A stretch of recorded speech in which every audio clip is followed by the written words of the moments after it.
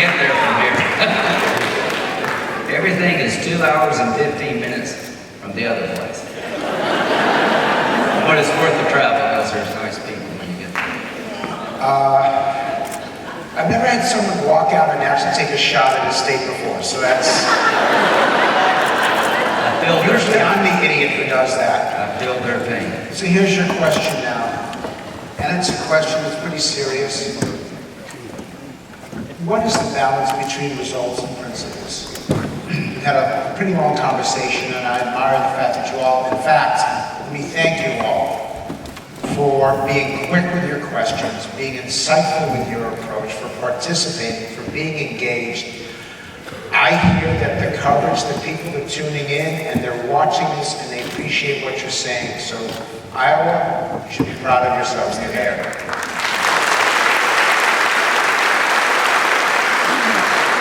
So the question is this balance of principle and results. Right. And I'm going to use the 80% number because this was Ronald Reagan's number. He suggested that if you could get 80% of what you were trying to do, was perfectly fine to compromise the other 20%. Because in the end, you had to get something done. There are others today who believe that 80% isn't enough. That we should be fighting. If we absolutely believe in something, then there is no reason to compromise, even if nothing happens. So please give us an indication.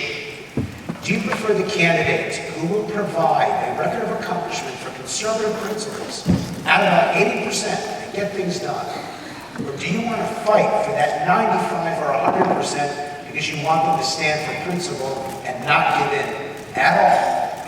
Who prefers the 80% candidate?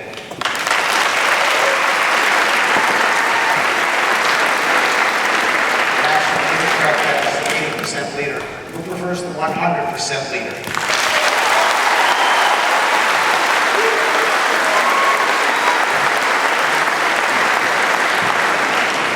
Okay, so this is one of the great challenges the next president will face, when to compromise and when to fight for principle. When will you not compromise? When are you going to go to the wall on what topics should the next president say, there is no other alternative, this is the way it's going to be? Well, I'm not going to compromise when it comes to defeating radical Islam because you did nothing for second place.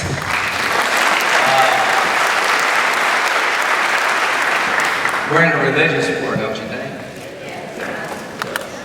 They would kill everybody in this room if they could. How many of you by applause think we're in a religious war?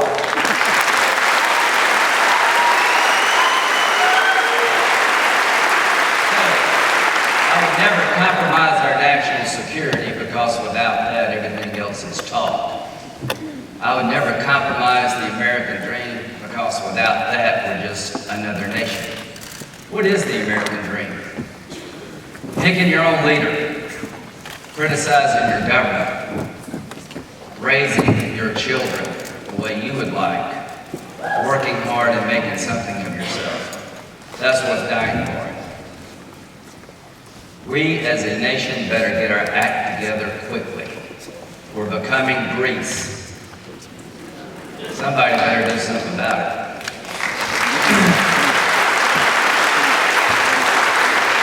To the 100%ers out there, how do you save the country from becoming Greece without getting a Democrat to help you? I don't know how to do that.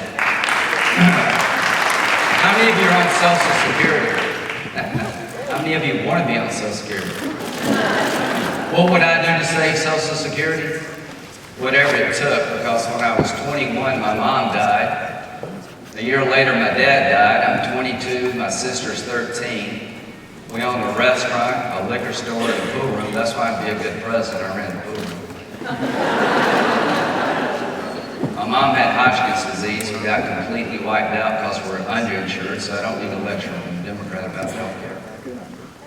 If it weren't for my aunt and uncle helping me raise my sister, I wouldn't have made it. If it wasn't for my family, my friends, and my faith, I wouldn't be sitting here today. We got Social Security survivor benefits to help my family because my sister was a minor. I'm 60, I'm not married, I don't have any kids. What would I do to save Social Security for people who need it more than I do? Almost anything. I would give up some of my benefits to save it for those who needed it more. I work with a Democrat to save Medicare and Social Security, because if we don't, we're all going down together.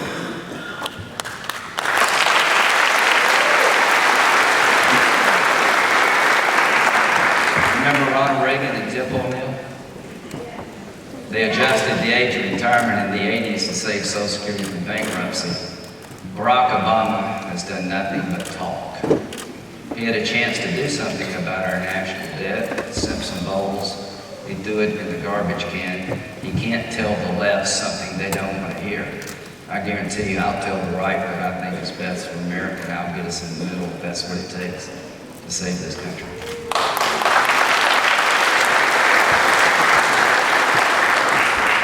You raised it. I haven't done it as much in this form as I would have liked to.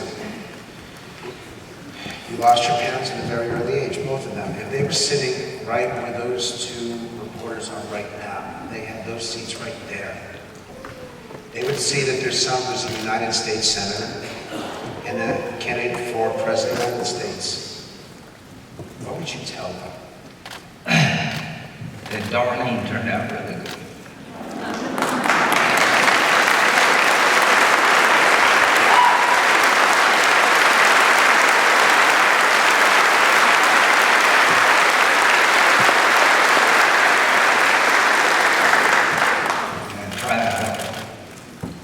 Thanks to you, I've come a long way. I know they can hear you. Love is not the size of the house, it's what happens inside the house. I was well loved. To all those kids who are not well loved, I feel so sorry for you. This is a family leadership council. We're all one car wreck away from needing somebody's help. I'm a proud Republican, but there's a time and a place for the government. I've been on my knees, and some people helped me get up, and I'm glad I had college loans from my sister. I'm glad Social Security was there. If I got to be President of the United States, I'd make sure that we did the right thing and the hard thing, because the country needs a leader. And Barack Obama has been a miserable failure as president.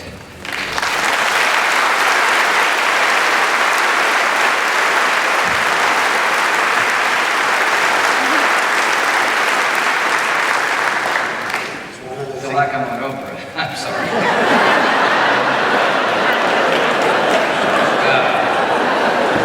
What does that make me? I'll get back with him. Make sure I'll be there. There's something else that concerns you as a veteran, which is what has happened in our VA hospitals. But how did it get to be this bad? Monopolies are bad. Do you agree? A monopoly's bad. When you're in a monopoly, you get whatever they decide to give to you. There are a lot of people in the VA that work hard. Let's don't slam everybody in the VA. Well, let's admit to ourselves the VA system is a monopoly. This is what America is going to look like if you implement Obamacare. This is exactly where we're headed. So if I'm President of the United States, the number one job of the next President of the United States, and the one after that, and the one after that, is to defend this nation. If you don't take care of your veterans, how can you do it? So to every veteran out there, here's the deal I would have with you. I would give you a card to go to any doctor, any hospital you would like to go to, anytime you needed to go. And if the VA served you well, you would keep going there. If you didn't like the VA, we would shut that facility down. I'd give you choice. Competition is one of the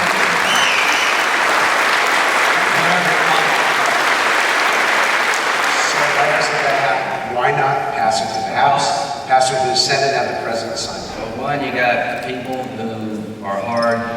Well, it's hard to convince some people to give up government monopolies. We have choice now if you live over 40 miles away from a VA clinic, but it took people to die to get that choice. We have choice now if you have to wait over 30 days, but it took people to die. What you need is a President of the United States who will say, we're going to change the system, and I dare you to get in my way. Speaking of veterans, John McCain was one of the guys who pushed the system that we have today. Senator McCain is the chairman of the Armed Services Committee. I'm glad he is. He is my friend. He has served our country in a unique way. Through Senator McCain, I met some incredible people, his fellow POWs. Have you ever heard of Bud Day? He was captured, but I don't think he was a loser. So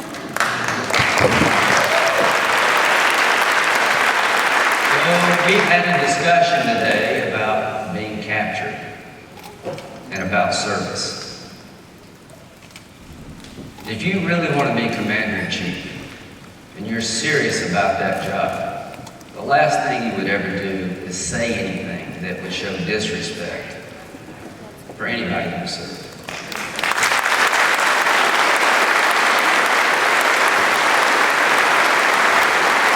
I just retired from the Air Force after 30 years. And let me tell you who I think is an American hero. The family who stays behind.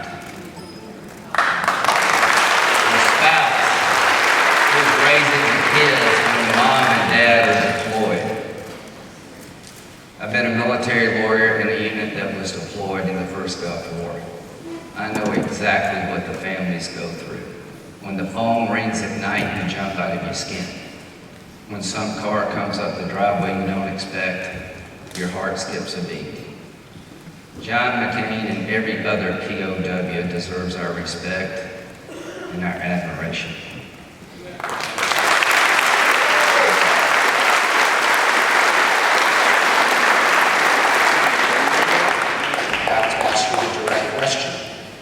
If he does not apologize to Senator McCain, does that disqualify, in your mind, Donald Trump from being a candidate? I believe in democracy, don't you? Let me tell you how this works, right? The good people of Iowa, the good people of New Hampshire, and the good people of South Carolina are going to figure this out. And here's what I think they're going to say. Donald Trump, you're fired.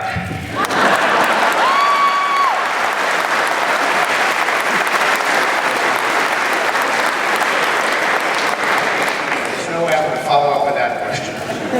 Audience, we're going to go to microphone 3 in the back left. Yes. I think when we look in the mirror, the enemy is us. Because we buy the oil from the Middle East countries, they give them the monies to go and buy the guns, train ISIS, and do all that stuff. We have enough oil in the upper Midwest of our country. Why in the world can we not get the Keystone deal done? Let's keep passing it until the president's veto ink goes dry, and let's get this country moving again. Hey, all right.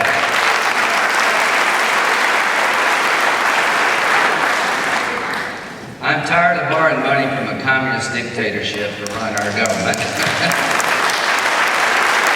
that's why I want to get us out of debt. The 80 million baby boomers are going to retire in the next 25 years, of which I am one. We're going to want our Social Security checks and we want our Medicare bills paid. I'll get to energy in a minute. The bottom line is we're going to wipe out Social Security, Medicare, and become Greece. Because we're down to 2 workers for every retiree in about 25 years.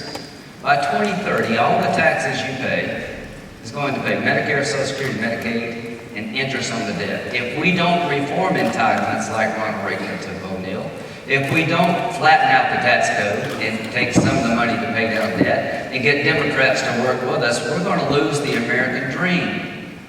I'm not going to let that happen if I am president. As to energy, I would build a pipeline, and so would every other Republican. I would explore for oil and gas off the coast of South Carolina, Virginia, and Georgia because there's a lot to be found there. If we've got it, I want it. But you ask the question, why doesn't Hillary Clinton, want to build a pipeline? You got 16 people to choose from. Here's the test. Can we beat Hillary? If we can't beat her, it's all talk.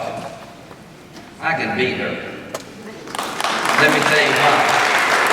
I'll say, why in the world don't you want to build a pipeline? They're going to sell the oil from the oil sands, which I've actually been to China if we don't buy it. That's really stupid, Hillary. Tell the environmentalists they're whatever. And And if you're looking for something new, folks, she ain't it. If you like the 6.5 years, soon to be 8, then you're going to love the next 4 with her. And let me say this, Frank. Her definition of flat broke and mine are a bit different.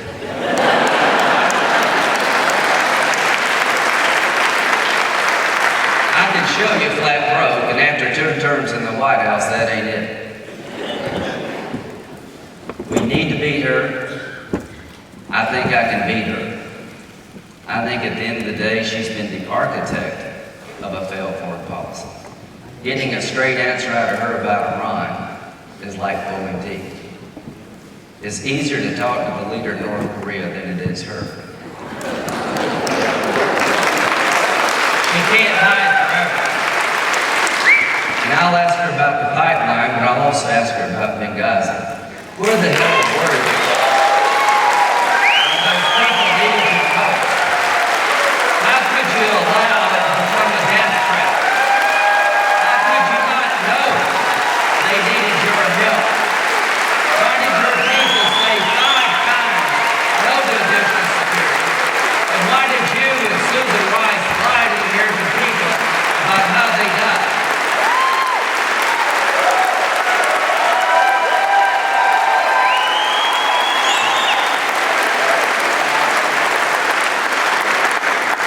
Then we'll talk about Obamacare and why you for that. Because you sold it better than he did. Sorry, go ahead. That's a good answer on the pipeline. Just want you to know that 5 standing ovations today, and that's a All right, significant we're not, response. yeah. It only matters what happens at the end. I hope we're cheering in November 2016. Let's take a question from the front left, microphone 1. Good afternoon, Senator. I'm here with my friend Julie because we're the leaders of the Global Health Club at Iowa State University. And we know that one of President Bush's greatest foreign policy decisions was the creation of the President's Emergency Plan for AIDS Relief, which has saved millions of lives, stabilized global security, and affirmed our nation's commitment to global health. But unfortunately, under the Obama administration, this program has been cut for years. And last week, the Senate committee you lead failed to restore the funding we need to keep the program on track. And we're wondering if you'll live up to your promises by restoring PEPFAR funding by $300 million by the end of the year. I don't know if I can close the gap, but I'll try. Sequestration's killing this account. Do you understand what she's talking about? Do you remember George W. Bush? I miss it. I don't know about about 10 years ago, I can't remember exactly when it was, early on in his presidency, he invested $40 billion over a period of time to fight AIDS in Africa. Anybody here go to church? Do any of you support mission work in Africa? Don't you think God blesses you when you're helping the least among us? Let me tell you about Lindsey Graham, Africa, and AIDS, and helping people. The $40 billion that we spent saved an entire generation of African children from almost certain death from AIDS, and now we're dealing with malaria. 75% reduction in mother-to-child AIDS transmission in the last decade. Babies alive today because you, the American taxpayer, help people in Africa who are going to die without your help. Rick Warren and all the NGOs, faith-based organizations on the ground in Africa, God bless you. If I'm President of the United States, we're going to restore the funding. But if you do not deal with the entitlement problem, where all the money goes to pay Medicare and Social Security, there won't be a dime left for the military. A dime left to help people in Africa. The reason I want to help people in Africa, it makes us safer here. I want customers for Iowa products. I think America's her best when she's leading the world. As to foreign assistance, it's 1% of the budget. When it comes to radical Islam, here's my policy. Whatever it takes, as long as it takes to defeat these guys. Now, how you defeat radical Islam, you keep them from preying on the poor and the orphaned. You help people because it's good for you. You build a small schoolhouse for a poor young girl in a remote village, which is a bigger threat to radical Islam giving her an education than any bomb you could drop on their head. This is a generational struggle, folks. These are religious Nazis. They can't be dealt with. They have to be degraded and eventually destroyed. And the way we're going to do it is partner with people in the region. We're going to help them help themselves. We're going to build lines of defenses between us and radical Islam. If I'm president, they're not coming here again. We're going to rebuild our defenses and we're going to go after these bastards and kill every one of them if we have to. There is no other way to do it.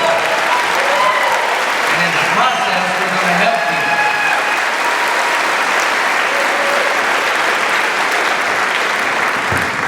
Sorry for the bad word. That was actually one of the words that Bob gave me that I was not allowed to use during this meeting. I can't wait to be commander-in-chief. I can't wait to be the leader of the free world. I'm tired of leading from behind. We're cutting our military to the bone. You worried about PEPFAR? You ought to be worried about the Army. We have the smallest Army since 1940. Does that make any sense to you? We have the smallest Navy since 1950. If I'm President of the United States, we're going to rebuild our military. We're going to send them back over there to partner with other people, and we're going to take the gloves off. And to the Ayatollah, if I'm president, we're going to set this deal aside because it's a crazy deal. To our friends in Israel, you're going to have a partner in the White House, not an enemy in the White House. God blesses those who bless the state of Israel. To the Ayatollah, you're not going to get a penny unless you change your behavior. You're never going to be able to buy another bullet if I'm president. And when it comes to a nuclear program, you're not going to have a bomb. And if you choose to go down that path, and you want a war with the United States, you will lose it.